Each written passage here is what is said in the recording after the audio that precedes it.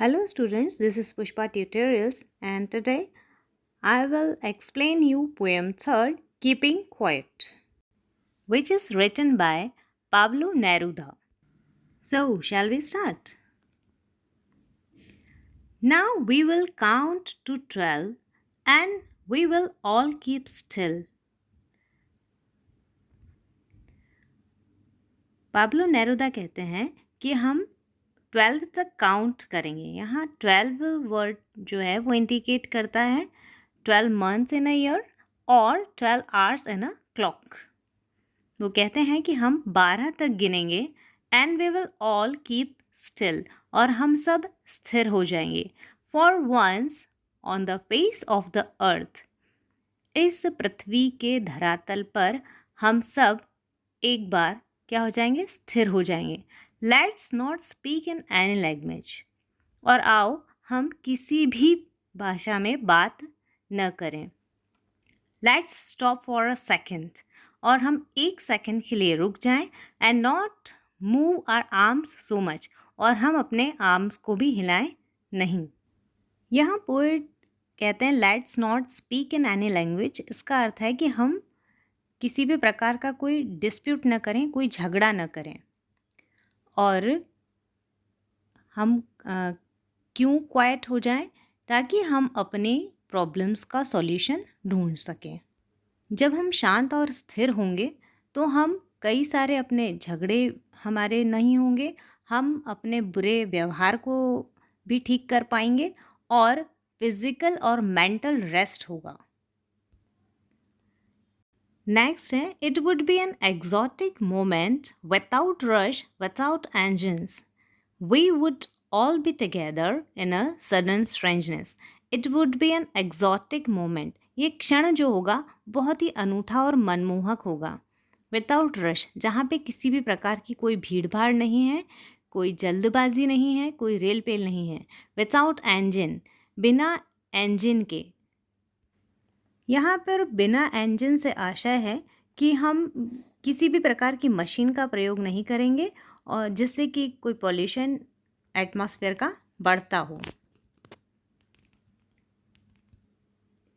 We would all be together, हम सब एक साथ होंगे एक ऐसी अवस्था में जहाँ पर जो ह्यूमैनिटी है वो सरवाइव करती हो, जहाँ पर मानवता का अस्तित्व हो.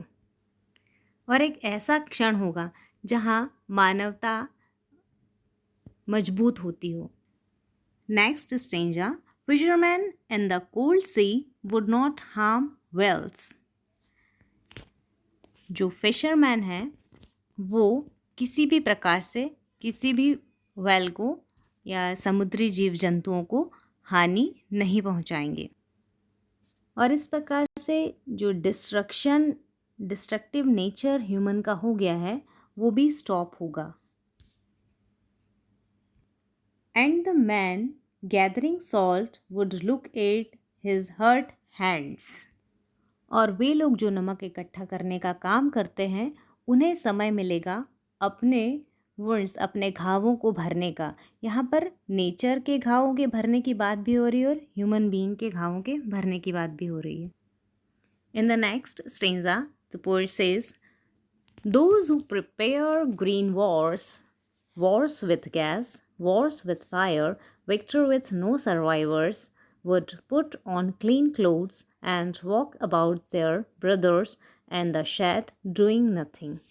वे लोग जो पर्यावरण के अगेंस्ट ग्रीन वॉर्स लड़ रहे हैं, जो पॉइजनस गैसेस के जहरीली गैसों के साथ युद्ध लड़ रहे हैं या सोच रहे हैं, जो अग्नि शस्त्रों के साथ ऐसी जीत के लिए जिसमें कोई भी विक्ट्री विथ नो सर्वाइवर्स, एक ऐसी जीत जिसमें किसी का अस्तित्व ही ना बचे, ऐसे युद्ध की तैयारी यदि वो कर रहे हैं तो उन्हें ये सब चीज़ें छोड़ करके would put on clean clothes, उन्हें स्वच्छ कपड़े पहनकर, and walk about their brothers, और उन्हें अपने भाइयों के साथ चलना चाहिए, साथ साथ चलना चाहिए.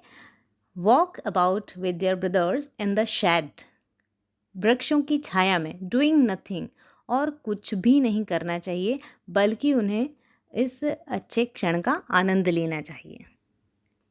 In the next lines, he clears his thoughts that what I want should not be confused with total inactivity. Life is what it is about. Pablo Neruda कहते हैं कि वो उनका जो कथन है कि कुछ नहीं करना चाहिए, इसको कभी भी इस संदर्भ में नहीं लिया जाए कि हमें आइडल बैठना है या हमें कुछ भी नहीं करना है, क्योंकि total inactivity means death. Life is what it is about. जीवन वही है जो वह हुआ करता है, और वो ये क्लियर करते हैं, I want no truck with death. मैं कभी भी नहीं चाहूँगा कि मृत्यु से इसका कोई संबंध हो। If we were not so single-minded about keeping our lives moving, और यदि हम किसी चीज़ पर ध्यान न दें, हम एक ही चीज़ पर ध्यान दें, हम जीवन को निरंतर चलित रखें, मूविंग रखें, और कुछ समय के लिए कुछ न करें, केवल विश्राम करें, and for once could do nothing, केवल कुछ ही क्षणों के लिए हमें रेस्ट लेना है। Perhaps a huge silence might interrupt this sadness. तो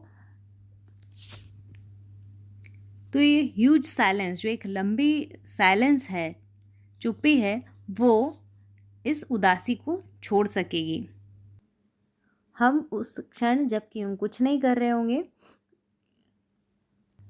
तब हमारे पास समय होगा इंट्रोस्पेक्शन के लिए, जब हम आत्मनिरीक्षण कर रहे होंगे, और यही वह क्षण होगा जब हम अपने आप को पहचान पाएंगे, हम अपने आप को समझ पाएंगे कि हम जीवन में क्या चाहते हैं। ये मदद करेगा हमारी उस उदासी को दूर करने में, जो तब होती है जब हम फेलियर का सामना करते हैं, और तब जबकि हमें मृत्यु से भय लगता है। In the next lines, perhaps the earth can teach us, as when everything seems dead and later proves to be alive. Now I will count up to 12 and you keep quiet and I will go.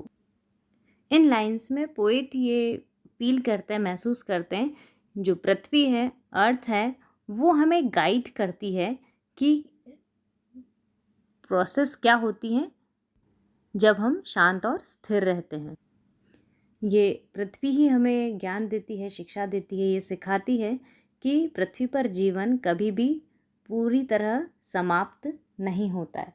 जब भी हमें कोई ऐसी dead चीज़ें दिखाई देती हैं, नज़र आती हैं, पर वे वास्तव में कभी भी मरती नहीं हैं।